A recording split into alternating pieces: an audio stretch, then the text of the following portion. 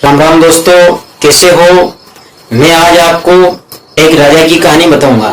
दोस्तों, आप लोग ध्यानपूर्वक सुनिए और जल्दी से मेरे से जुड़ जाइए। दोस्तों, एक राजा था।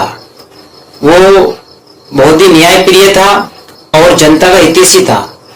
उस राजा के 3 पुत्र थे और उसके कोई पुत्री नहीं थी। दोस्तों, राजा जो है वो जनता से सदैव प्रेम करता था और जनता का हालचाल पूछने के लिए वो वेश बदलकर जनता के बीच में जाया करता था।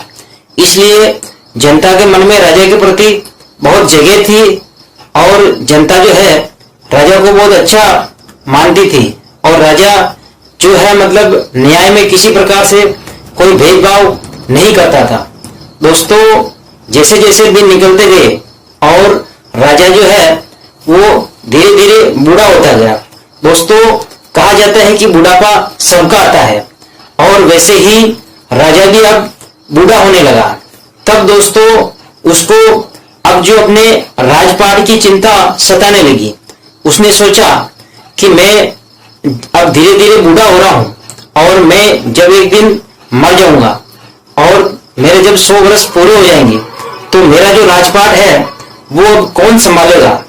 दोस्तों, उसके 3 पुत्र थे और उसने देखा कि अब अपने को किस पुत्र को राजपाट सौंपना चाहिए और किसको नहीं सौंपना चाहिए, ऐसा वो सोचने लगा और उसने विचार किया। दोस्तों, वो राजा था और बहुत बुद्धिमान था। उसको मालूम था कि अपने परदादा, दादा और अपने पिताजी भी राज करते आए हैं और मैं भी राज कर रहा हूं। मैं चाहता हूं कि मेरी जगह भी यदि कोई राज करे तो वो अच्छा सा राज करे और वो प्रजा का मालिक होता है और प्रजा की उसके ऊपर जिम्मेदारी होती है और जिम्मेदारी से काम करने वाला होना चाहिए राजा और सबको साथ में लेकर चलने वाला होना चाहिए राजा। ऐसा वो विचार कर रहा था। तब दोस्तों वो बहुत बूढ़ा हो गया था और उसने अपने तीनों पुत्रों को अपने पास में बुलाया और उनसे कहा कि आप ऐसा करो, मैं आप तीनों को एक एक टका देता हूं सोने का। सोने का उनको एक एक टका दिया और उनसे कहा कि आप ऐसा करो, ऐसी कोई चीज लेके आओ जिससे ये पूरा महल भर जाए। अब दोस्तों उन तीनों ने सोचा कि अपने को एक एक रुपया दिया है सोने का और इससे ऐसी कोई चीज आ सकती है या नहीं आ सकती है। अब उन तीनों ने विचार किया और तीनों अलग अलग चले गए वो वस्तु लाने के लिए जिससे पूरा महल भर जाए। अब दोस्तों एक तो चला गया होटल में गया और उसने सोचा कि 1 रुपए में क्या चीज आती है। उसने देखा कि 1 रुपए में तो कुछ भी नहीं आता है और दोस्तों उसने वहां बढ़िया सा खाना खाया और भरपेट खाना खा के और वो भी आ गया। और दूसरा जो बेटा था उसने देखा कि अपने को राजपाट से क्या लेना देना है और अपने को तो शराब पी लेनी चाहिए। और दोस्तों वो चला गया शराब की दुकान पे और शराब की दुकान पे जाके उसने सोने का जो 1 रुपया था उससे वो खूब अच्छी शराब पी उसने और भर पेट के शराब पी। अब दोस्तों उसका जो एक पुत्र था, तीसरा पुत्र, उसने देखा कि अपने को जो ये सोने का सिक्का दिया है और पिताजी ने कहा है कि ऐसी कोई चीज लेके आना जिससे ये पूरा महल भर जाए। अब दोस्तों वो जो पुत्र था बहुत बुद्धिमान था। उसने बुद्धिमानी से सोचा और विचार किया कि अपन ऐसा करते हैं, एक किराने की दुकान पे चलते हैं। और दोस्तों वो किराने की दुकान पे गया और वहां जाके उसने किराने की दुकान के मालिक से कहा कि आप ऐसा करो, मुझे एक अगरबत्ती का पूड़ा दे दो। और वहां से वो अगरबत्ती का पूड़ा लेके आया और दोस्तों अगरबत्ती का पूड़ा लेके अपने राज दरबार में पहुंच गया और राज दरबार में पहुंचकर उसने पूरे महल में अगरबत्ती लगा दी, कमरे कमरे में अगरबत्ती लगा दी। अब दोस्तों चारों ओर उसकी खुशबू फैलने लगी और खुशबू से वह महल भर गया था। अब जैसे ही वो राजा जो था उसने तीनों से पूछा कि मैंने जो आपको एक एक सोने का रुपया दिया था, एक एक टका दिया था, उसका आपने क्या किया। तब एक ने कहा कि पिताजी मैं होटल में गया और वहां खाना खा के आ गया, और दूसरे की तो आंखें ही लाल थी। और ये देख के राजा समझ गया कि इससे मैं क्या पूछूं, ये तो ऐसे शराब पी के आया है और इसकी आंखें तो लाल हो रही हैं। और तीसरा जो पुत्र था उसने राजा से कहा था कि पिताजी आप आइए और मेरे साथ चलिए, और आप जो है सब जगह पे देखिए, कोना कोना देखिए, मैंने आपका जो महल है उसको खुशबू से भर दिया है। ये देख के राजा प्रसन्न हो गया। उसने देखा कि मेरा तो एक पुत्र तो बुद्धिमान है, जो जनता हितैषी होगा और जनता का न्याय करेगा और ये जनता का मालिक होगा। दोस्तों, राज करना किसी के बस की बात नहीं है। राज करने का मतलब सत्य के मार्ग पर चलना, जिसके बराबर होता है। और राजा ने उस पुत्र पे विश्वास किया जिसने घर में चारों ओर से खुशबू फैला दी और खुशबू से पूरे महल को भर दिया। राजा ने देखा कि इस पुत्र को राजगद्दी सौंप देनी चाहिए, और मरते मरते वो कह गया कि बेटा तू जो है ये राज संभालना और ये तू राज करना। और वो बहुत खुश हुआ। अब दोस्तों कुछ दिन और निकले और राजा की मृत्यु हो गई। अब राजा ने पहले ही कह दिया था कि जिसने अगरबत्ती से महल को खुशबू से भरा है वही इस गद्दी पर राज करेगा।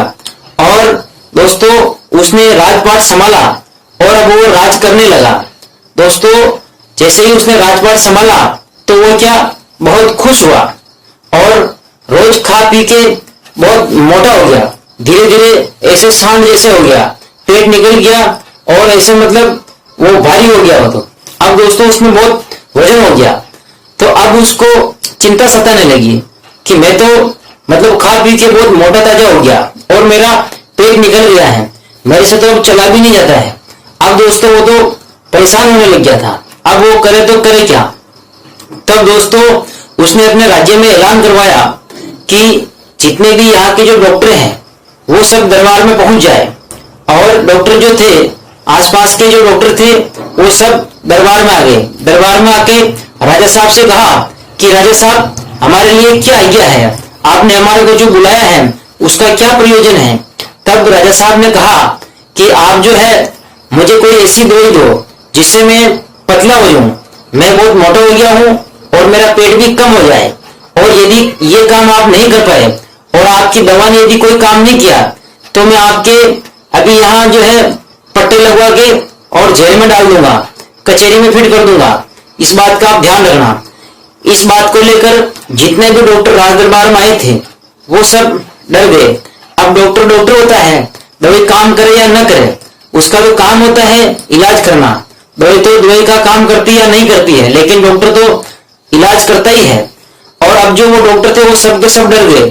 तब उन डॉक्टरों ने राजा साहब से कहा कि महाराज हमारे पास ऐसा कोई इलाज नहीं है और नहीं कोई ऐसी दवाई है। तब राजा साहब ने कहा चलो भाग जाओ यहाँ से, तुम्हारी बस की बात नहीं है, तुम चले जाओ यहाँ से, तुम्हारे से नहीं होगा इलाज। अब दोस्तों जितने डॉक्टर थे वो सब के सब भाग गए और राजा साहब ने सबको भगा दिया। वहां जो राज दरबार में एक महाराज आया करते थे, 10 दिन में 15 दिन में वो आते रहते थे। और राजा साहब ने जब उनके आने का टाइम हुआ महाराज का, 5 दिन बाद में वो दरबार में आए थे।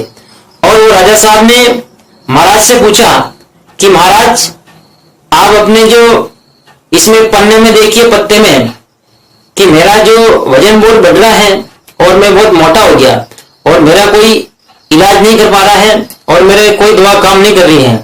तो महाराज ने अपने पेज पर देखा था, जो वो चौपड़ियां रखता था, चौपड़े के पेज पर देखा था। तब उस जो महाराज था उसने एक चालाकी की। उसको मालूम था कि यदि मैं महाराज को सही बात नहीं बताई तो महाराज मेरे को भी जेल में डलवा देंगे और कचहरी में फिट करवा देंगे और मेरे साथ मार पिटाई होगी। तब उस महाराज ने राजा साहब से कहा कि राजा साहब मैं आपका वजन कम कर सकता हूं और आपका पेट भी कम कर सकता हूं। राजा साहब ने कहा यदि आप ऐसा नहीं कर पाए तो मैं आपको कचहरी में डलवा दूंगा और मार पिटाई अलग से होगी। तब वो महाराज ने कहा कि राजा साहब मुझे मंजूर है, मैं जैसा कहूं वैसा आप करना, 30 दिन में आपका वजन कम हो जाएगा। तब राजा साहब ने कहा कि आप अपने चौपड़े में देख के मुझे बताइए। दोस्तों अब महाराज ने देख के बताया कि राजा साहब 30 दिन में आपका वजन कम हो जाएगा, लेकिन आपकी जो उम्र है वो भी 30 दिन की है, इससे ज्यादा आप नहीं जिएंगे। यदि आप जीते हो तो मुझे फांसी पर लटकवा देना। ये बात महाराज ने राजा साहब से कही और राजा साहब ने कहा कि ठीक है।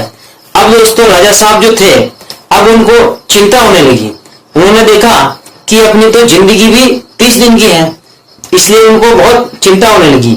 जैसे पहला दिन हुआ, दूसरा हुआ, तीसरा हुआ, चौथा हुआ, पांचवा हुआ, ऐसे करते करते 15 दिन हो गया। और दोस्तों राजा जो है वो बिल्कुल सूख के ताड़ी हो गया। उसको तो वो चिंता सताने लग गई थी कि मैं 30 दिन तक जीऊंगा और 30 दिन से ज्यादा नहीं जीऊंगा। अब उसको 27 दिन हो गए और 28 हो गए, 29 हो गए और 30 हो गए, और वो तो सूख के अगरबत्ती हो गया था, बिल्कुल सूख गया था वो। अब 30वां दिन भी हो गया था, लेकिन वो सूख गया था, उसका वजन तो कम हो गया था, पर वो जो राजा है वो मरा नहीं था। अब मरा नहीं था तो वहां जो सैनिक थे, राजा ने उन सैनिकों से कहा कि सैनिकों, आप उस महाराज को यहाँ पकड़ के लाइए। और उसने मेरे से कहा था कि आपका वजन 30 दिन में कम हो जाएगा और आप 30वें दिन आप मर जाएंगे, यानी आप 1 महीने तक ही जीवित रहेंगे। आपकी जो उम्र है वो 1 महीने की है। अब दोस्तों दरबार से सैनिक गए और उस महाराज को घर से उठा के लाए। उठा के लाके उसको राजा साहब के सामने पेश कर दिया। और राजा साहब ने उनसे पूछा कि महाराज, आपने तो कहा था कि आपकी जो मेरी जो उम्र है वो 1 महीने की है और मैं 1 महीने में मर जाऊंगा और मेरा वजन भी कम हो जाएगा। तब उस महाराज ने राजा साहब के सामने हाथ जोड़ कहा कि राजा साहब, मैंने आपसे कहा था आपका वजन कम हो जाएगा, आप देखिए आपका वजन कम हुआ कि नहीं हुआ। तब राजा साहब ने कहा कि मेरा वजन तो कम हो गया और बहुत कम हो गया, लेकिन मैं मरा नहीं और 30 दिन भी हो गए, मैं आखिर में क्यों नहीं मरा, मेरा वजन ही कम क्यों हुआ। अब मैं नहीं मरा, मैं इसलिए आपको फांसी की सजा दूंगा। तब महाराज ने हाथ जोड़ के कहा कि राजा साहब, यदि मैं आपके ये टेंशन नहीं रखता, आपको मैं चिंता नहीं देता, तो आपका वजन कैसे कम होता। मैंने ये सब आपका वजन कम करने के लिए ऐसा किया। दोस्तों तब राजा साहब जो है वो समझ गए कि ये डॉक्टर से भी अच्छी तरकीब इसने लगाई और मेरे को अच्छा सुझाव दिया, जिससे मेरा वजन भी कम हो गया और मेरा पेट भी कम हो गया। और दोस्तों राजा को बहुत खुशी हुई। राजा ने उस महाराज को सम्मानित किया और उसको जो मतलब राजा साहब को देना था, धन दौलत गहना रकम उसको दी और वो महाराज बहुत खुश हुआ। दोस्तों ये कहानी आपको कैसी लगी? वीडियो को लाइक करें, शेयर करें और चैनल को सब्सक्राइब करें और घंटी का बटन दबाना न भूलें, ताकि मेरी जो बातें हैं, जो कहानियां हैं, आपको मिलते रहे और आप आनंद से सुनते रहे। धन्यवाद दोस्तों।